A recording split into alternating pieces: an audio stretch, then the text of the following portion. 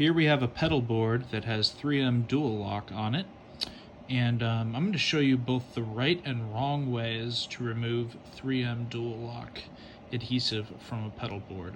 Hopefully you won't have to do this very much, but I'm going to show you how to do it anyway. First I'm going to start by showing you how not to do it, and then I will show you how to do it correctly. Okay, so again, this is a pedal train. This is 3M dual lock over here.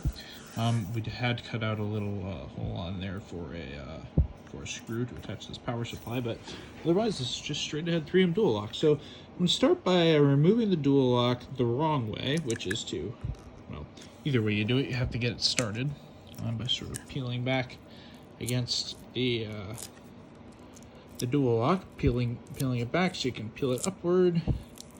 And then the wrong way to go about doing this would be to simply get your hand on it and start to pull it back. Now, why is that a problem? So as you can see, we're already getting bits of adhesive left over as we peel it off. And depending on how good we are at peeling it off, we're going to get more bits of adhesive as we go. And as you can see, as we go this way, we're going to get even more adhesive on there. So by the time we pull it off, we're going to have to pull it off, and then we're going to have to get all of that adhesive off of there. Okay, so how to do it correctly. This is a little bit of a tougher process. But let's see if I can get this camera angled so you can see what the correct way to do it is. So we're going to start by lifting the ends, just like we did before. We'll lift the ends of the pieces of dual lock here. You can see what I'm doing. Okay. And now we're going to actually keep massaging inward and almost rolling back the top as we continue to push our thumb forward. As the top of the dual lock moves forward, we want to keep pushing with our thumbs. Set this up here so I'll have to put the camera and do this at the same time. Bear with me. So what we want to do is we want to keep pushing at the base of the tape, while pushing it up, pushing it forward, pushing it up, pushing it forward, and as little as possible, we will see that there's very, very little dual lock residue left over when we use this method. This is because we're lifting the basically we're lifting it downward up and making sure that the residue that attaches the dual lock to the pedal board comes up with the dual lock, unlike when we pull back and it just sort of separates the top from the bottom, and then we have to peel back the bottom layer manually.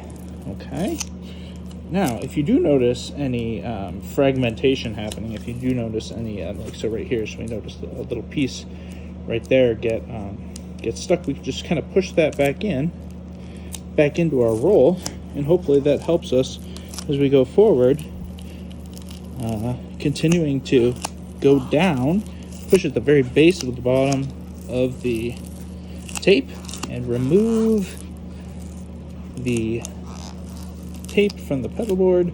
Again, we have a little bit of the tape staying by there, so we want to just keep going from the very base and pushing forward. This will save you a lot of work down the road. I mean, it's super easy, obviously, to pull a piece of dual lock off of your pedal board. Just pull it like that.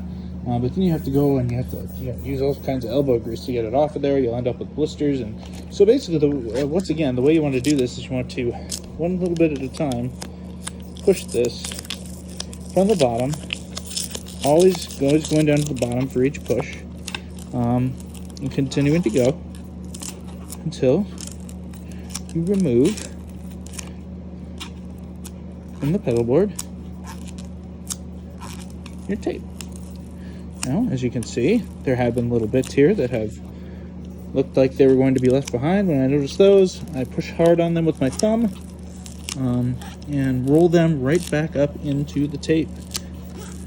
So, let's see how well this goes.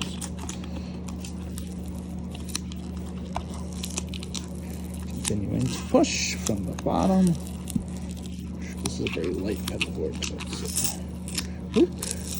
So there is the piece of tape from the our initial attempt. So as you can see, that that we'll have to remove, and that we can remove with, you basically just have to put some elbow grease into it. But basically that's how it goes.